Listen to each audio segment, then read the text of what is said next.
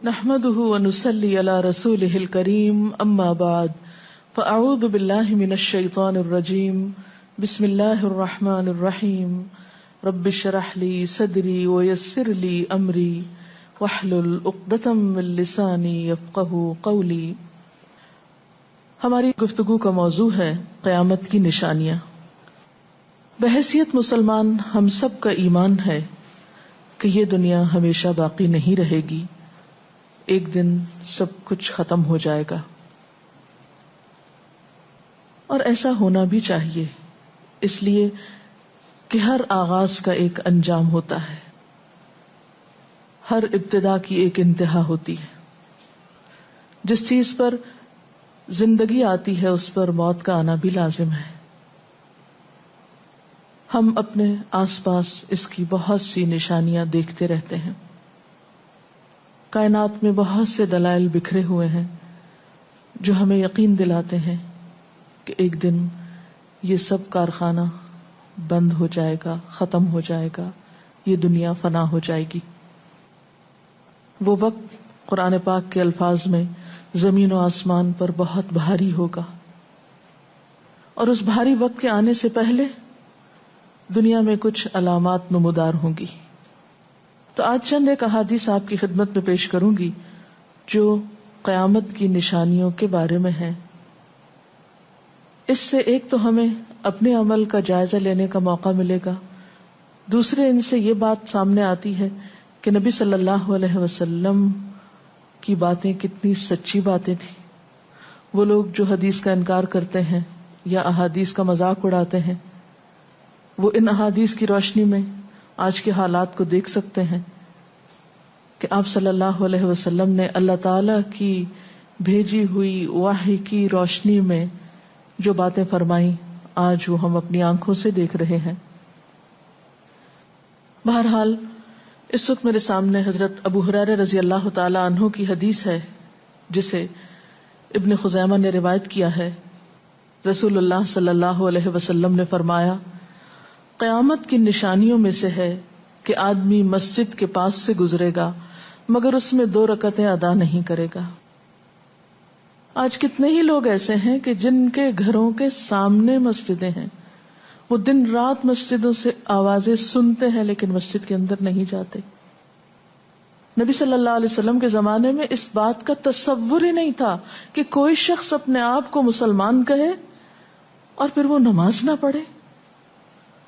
اسی لیے ہم دیکھتے ہیں کہ منافقین ہر حال میں مسجد میں پہنچتے تھے، بلکہ انہوں نے اپنی ایک الگ مسجد بھی بنائی تھی یا مسجد نامی عمارت بنائی تھی. لیکن قیامت کے نزدیک مسجدوں کے پاس سے گزرنے والے مسجد نہیں جائیں گے. ایک اور حدیث میں آتا ہے، حضرت انس فرماتے ہیں رضی اللہ تعالی عنہ کہ اللہ کے رسول صلی اللہ علیہ وسلم نے فرمایا، لوگوں پر ایک ایسا دور آئے گا کہ ان میں اپنے دین کی حفاظت پہ صبر کرنے والا اس شخص کی مانند ہوگا جو آگ کے انگارے کو اپنی مٹھی میں تھامنے والا ہے. یعنی دین پر استقامت اور دین پر عمل اتنا مشکل ہو جائے گا بعض اوقات کہ جیسے ایک انگارہ ہاتھ میں لینا کہ انسان نہ لے سکے اور نہ پھینک سکے.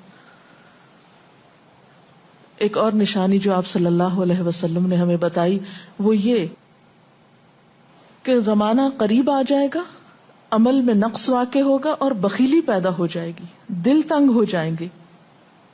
ایک اور حدیث میں آتا ہے کہ بخیلی کا عام ہونا قیامت کی نشانیوں میں سے ہے. آج آپ دیکھیں کہ بسا اوقات انسان کے پاس اللہ کی دی ہوئی بے شمار نعمتیں ہوتی لیکن انسان ان نعمتوں میں کسی کو شریک نہیں کرتا. چھوٹی چھوٹی باتوں کو مائنڈ کر جانا، چھوٹی چھوٹی باتوں پہ ناراض ہو جانا، چھوٹی چھوٹی چیزوں کو حد سے زیادہ محسوس کر لینا، یہ سب کچھ شح کی وجہ ہی سے تو ہے، بخل کی وجہ سے ہی تو ہے.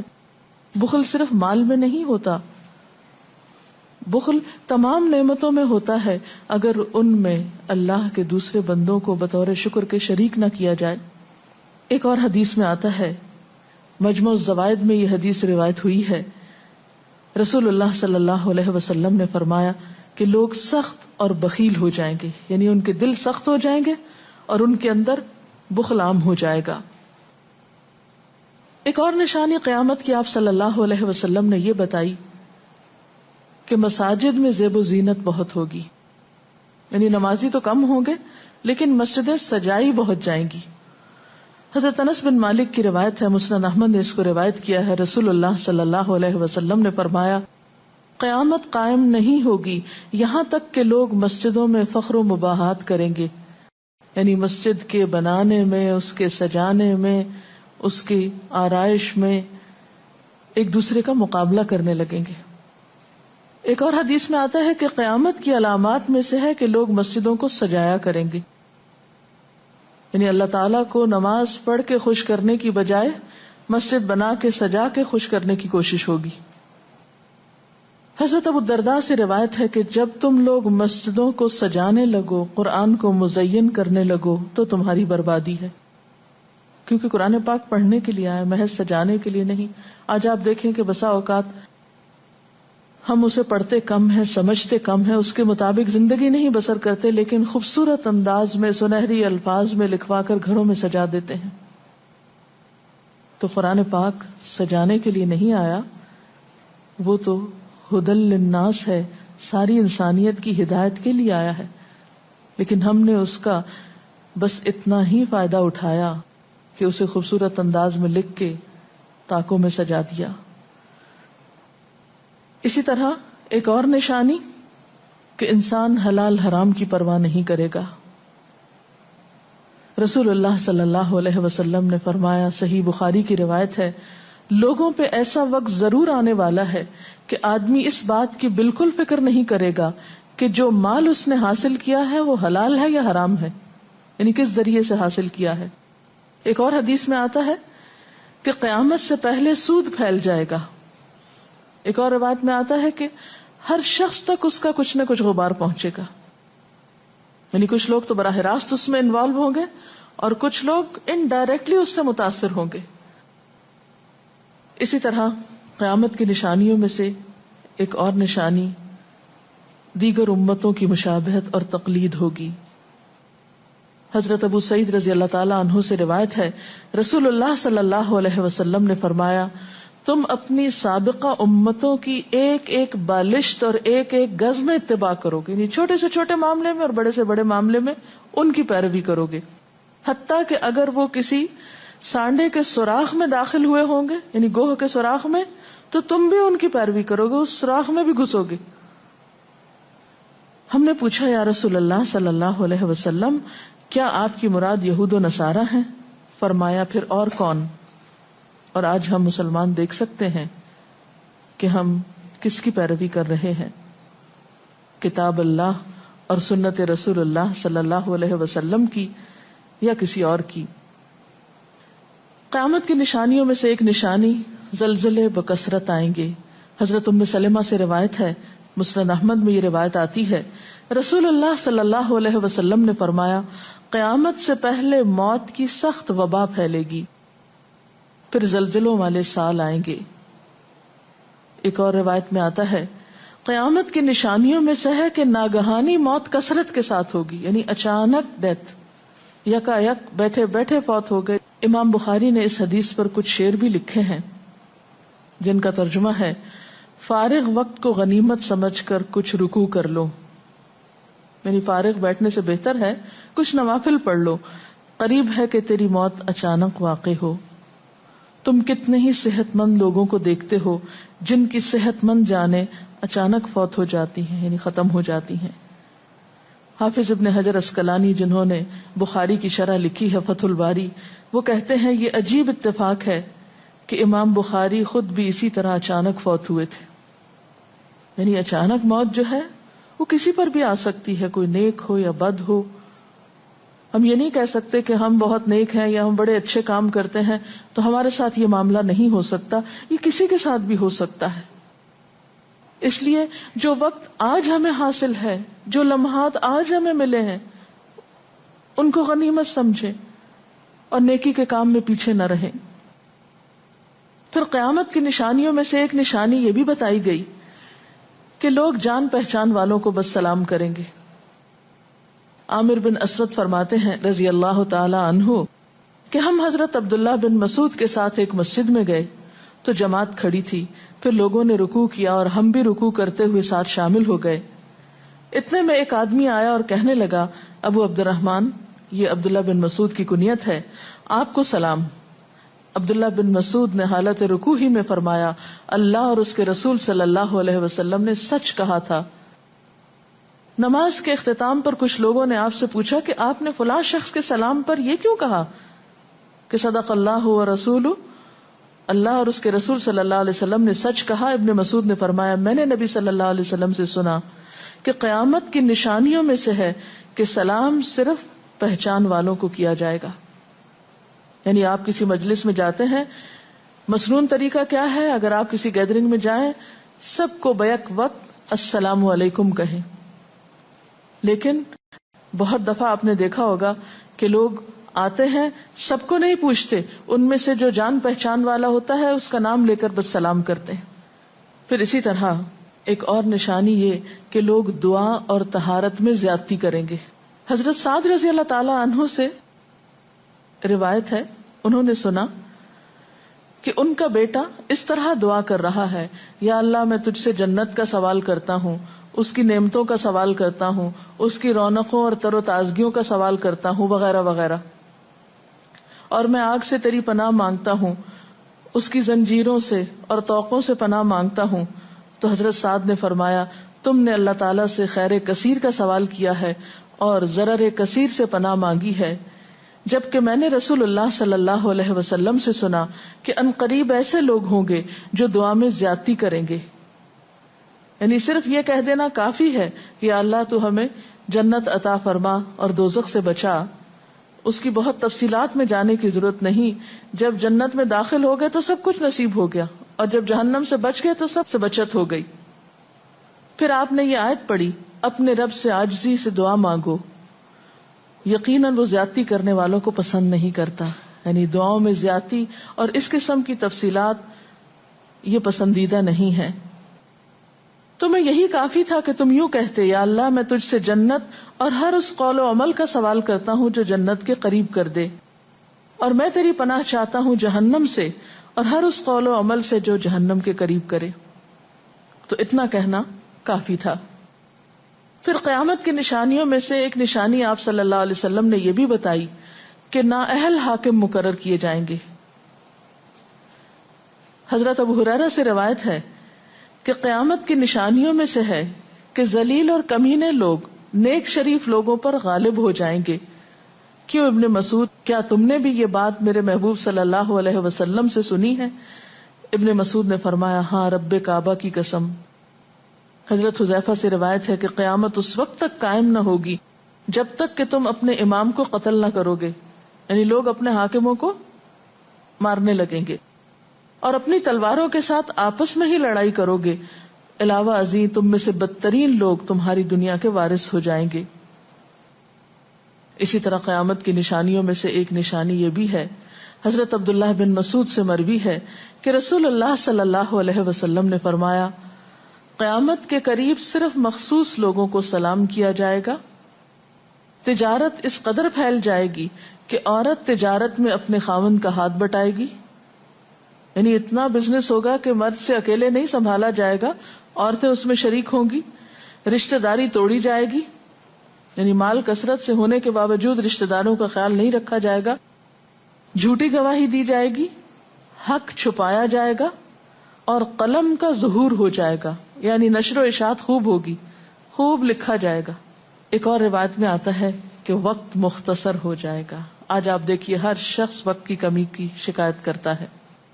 حضرت ابو ہریرہ رضی اللہ تعالیٰ عنہ سے روایت ہے، رسول اللہ صلی اللہ علیہ وسلم نے فرمایا، قیامت قائم ہونے سے پہلے یہ نشانی ظاہر ہوگی کہ زمانہ قریب آ جائے گا، یتقارب الزمان، سال مہینے کی طرح، مہینہ ہفتے کی طرح، ہفتہ دن کی طرح، اور ایک دن ایک گھنٹے کی طرح، اور ایک گھنٹہ آگ کے شعلے کی طرح تیزی سے گزرنے والا ہو جائے گا۔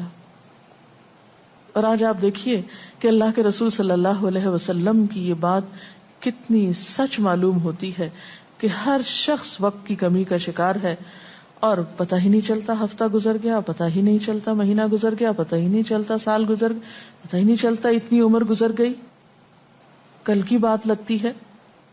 اور انڈائریکٹلی یہ اشارہ اس بات کی طرف کہ زندگی کی رفتار بہت تیز ہو جائے گی، یعنی فاسٹ لائف جس کو آپ کہتے ہیں اس کا شکار ہو جائے گا. ایک اور روایت میں آتا ہے کہ دنیا محبوب ہو جائے گی، موت سے نفرت ہو جائے گی.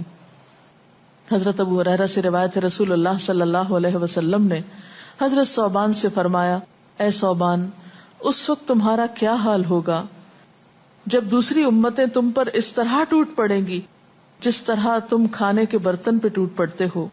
ثوبان نے کہا، میرے ماں باپ آپ پہ قربان، اے اللہ کے رسول صلی اللہ علیہ وسلم، کیا اس وقت ہم تعداد میں کم ہو جائیں گے؟ فرمایا، نہیں، بلکہ تم کثرت میں ہوگے، لیکن اللہ تعالیٰ تمہارے دلوں میں وہن ڈال دے گا. صحابہ نے پوچھا، یا رسول اللہ صلی اللہ علیہ وسلم، وہن کیا چیز ہے؟ آپ نے فرمایا، دنیا سے محبت اور جہاد سے نفرت. اور ایک روایت میں آتا ہے، دنیا سے محبت اور موت سے نفرت. اسی طرح نیک لوگ آہستہ آہستہ کم ہو جائیں گے. رسول اللہ صلی اللہ علیہ وسلم نے فرمایا، نیک لوگ یکے بعد دیگرے رخصت ہوتے جائیں گے، فوت ہوتے جائیں گے. فضول لوگ باقی رہ جائیں گے، بیکار، نکمے، جس طرح جو کا بھوسا یا ردی کھجور باقی رہ جاتی. اللہ تعالیٰ ان فضول لوگوں کی کچھ پرواہ نہ کرے گا، کوڑے کرکٹ کی طرح ہوں گے جن کی کچھ پرواہ نہ کرے گا کہ ان کو پھینک دیا جائے یا کاٹ دیا جائے یا کہیں جلا دیا جائے. ایسے لوگوں کی اللہ تعالیٰ کو کچھ بھی ضرورت نہیں ہو. حضرت عمرو بن شعیب اپنے والد سے اور اپنے دادا سے روایت کرتے ہیں، رسول اللہ صلی اللہ علیہ وسلم نے فرمایا، لوگوں پر ایک ایسا وقت آئے گا کہ ان کی خوب چھانٹی صفائی کی جائے گی تو فضول لوگ باقی رہ جائیں گے اور نیک لوگ ختم ہو جائیں گے. پھر آپ نے اپنے دونوں ہاتھوں کی انگلیوں کو آپس میں ملا کر فرمایا، اس طرح ان کے وعدے اور امانتیں خلط ملط ہو کر رہ جائیں گے اور وہ اختلافات کا شکار ہو جائیں گے. یعنی نہ ان میں وعدوں کا پاس ہوگا، نہ امانتوں کی ادائیگی کا احساس ہوگا، اور وہ ایک ہی چیز جانیں گے اور وہ لڑائی جھگڑا، اختلافات. کیونکہ کوڑا کرکٹ ہے نا، کوئی وزن تو اس کا ہے نہیں، کوئی اصول تو ہے نہیں، کسی نیک کام میں استقامت تو ہے نہیں، بس جدھر کو پانی جا رہا ہے اس پہ بہ رہے ہیں، ہوا چل رہی ہے اس پہ اڑ رہے ہیں. تو ایسے نکمے اور بیکار لوگ باقی بچیں گے اور پھر ایک دن دنیا اپنے اختتام کو پہنچ جائے گی. ہر گھر میں فتنہ داخل ہو جائے گا. حضرت عوف بن مالک فرماتے ہیں کہ میں غزوہ تبوک کے موقع پر رسول اللہ صلی اللہ علیہ وسلم کی خدمت میں حاضر ہوا جبکہ آپ اس وقت چمڑے کے ایک خیمے میں تشریف فرما تھے. آپ نے فرمایا، قیامت کی 6 نشانیاں گن لو. پھر ایک ایسا عام اور تباہ کن فتنہ ہوگا کہ عرب کا کوئی گھر بھی اس کی لپیٹ میں آنے سے محفوظ نہ رہ سکے گا. تو اللہ تعالیٰ سے دعا ہے کہ وہ ہمارے ایمان اور عمل کی حفاظت فرمائے اور ہمیں نیکی کی توفیق عطا فرمائے، اپنی ذمہ داریوں کو صحیح معنوں میں پورا کرنے کی توفیق عطا فرمائے. اگر آپ کے ذہن میں کوئی سوال ہو تو آپ کر سکتے ہیں. جو لوگ قیامت کی ان علامات کا مذاق اڑاتے ہیں اور کہتے ہیں کہ یہ حالات تو بہت عرصے سے ہیں، قیامت آنی ہوتی تو آ چکی ہوتی، تو ہم کیا کر سکتے ہیں، انہیں کیسے سمجھا سکتے ہیں؟ دیکھیے کہ جو لوگ مذاق اڑانے پر تل جاتے ہیں ان کا کوئی علاج نہیں. نبی صلی اللہ علیہ وسلم کے زمانے میں بھی ایسے لوگ موجود تھے جو دین کے شاعر کا مذاق اڑاتے تھے. قرآن نے ایسے لوگوں کو منافق بتایا ہے. اور بات یہ ہے کہ جب قیامت آئے گی تو پھر کسی سے پوچھ کر نہیں آئے گی، اس کا وقت تو اللہ تعالیٰ کو معلوم ہے، اور جب آ جائے گی تو کوئی اس سے فرار حاصل نہیں کر سکے گا. آج ہمیں اللہ تعالیٰ نے اختیار دیا ہے، چاہیں تو کسی چیز کو مانیں اور چاہیں تو انکار کر دیں، لیکن جب اصل حقیقت سامنے آئے گی تو پھر ہم انکار نہ کر سکیں گے. آپ نے بتایا کہ قیامت کی نشانیوں میں ہے کہ طہارت میں بھی زیادتی کی جائے گی، تو اس سے کیا مراد ہے؟ اس کا معنی یہ ہے کہ لوگ طہارت حاصل کرتے وقت وسائل یا ریسورسز کو بہت ضائع کریں گے. مثلاً یہ کہ وضو کرتے وقت بہت زیادہ پانی لنڈھانا، بہت صابن گرانا، اسی طرح نہاتے وقت بہت پانی ضائع کرنا. نبی صلی اللہ علیہ وسلم کے زمانے میں پانی کی قلت بھی ہوتی تھی، لیکن اس کے باوجود آپ صلی اللہ علیہ وسلم کی تعلیمات میں ہے یہ بات کہ ایک شخص کو آپ نے فرمایا تھا کہ خواہ تم دریا کے کنارے بیٹھے ہو پھر بھی وضو کے لیے اتنا ہی پانی لو جتنا تمہاری ضرورت ہے، یعنی بہت زیادہ پانی ضائع نہ کرو. آج ہم دیکھتے ہیں کہ بہت سے وسائل کے ذریعے پانی کا حصول بعض علاقوں میں بہت آسان ہو گیا ہے اور لوگ بہت ناقدری کے ساتھ پانی ضائع کرتے ہیں. مثلا بعض دفعہ دیکھا گیا ہے کہ برش کرنے کے وقفے میں ٹیپ کھول دی جاتی ہے، بعض اوقات 5 منٹ تک ٹیپ میں سے پانی بہتا رہتا ہے اور آرام آرام سے لوگ اپنی طہارت اور صفائی کا اہتمام کرتے رہتے ہیں. تو کسی بھی طرح کے وسائل کو ضائع کرنا جو ہے وہ اسلامی تعلیمات کے خلاف ہے، خواہ وہ دین کے کسی کام کے کرنے میں ہی کیوں نہ استعمال کیے جائیں، وضو جیسی چیز میں ہی کیوں نہ استعمال کیے جا رہے ہوں. تو طہارت میں مبالغہ آرائی کا مطلب یہی ہے، وسائل کا ضیاع. دعا میں زیادتی کا مقصد کیا لمبی دعاؤں کا بھی مراد یہ ہوگا؟ اصل میں دعا تو حسب ضرورت کی جا سکتی ہے، حسب موقع. کبھی آپ کے پاس وقت زیادہ ہوتا ہے تو آپ دیر تک بھی دعا کر سکتے ہیں، مخصوص اوقات میں، مخصوص قبولیت کی جگہوں پر. لیکن سنت کے طریقے سے ہٹ کر مبالغہ آرائی کے انداز میں دعا کرنا اور پھر ردیف قافیے ملا کر دعا کرنا یا شعر و شاعری کے انداز میں دعا کرنا، ان چیزوں سے منع کیا گیا. وآخر دعوانا ان الحمد للہ رب العالمین. سبحانک اللہم وبحمدک نشہد ان لا الہ الا انت نستغفرک ونتوب الیک. والسلام علیکم ورحمۃ اللہ وبرکاتہ.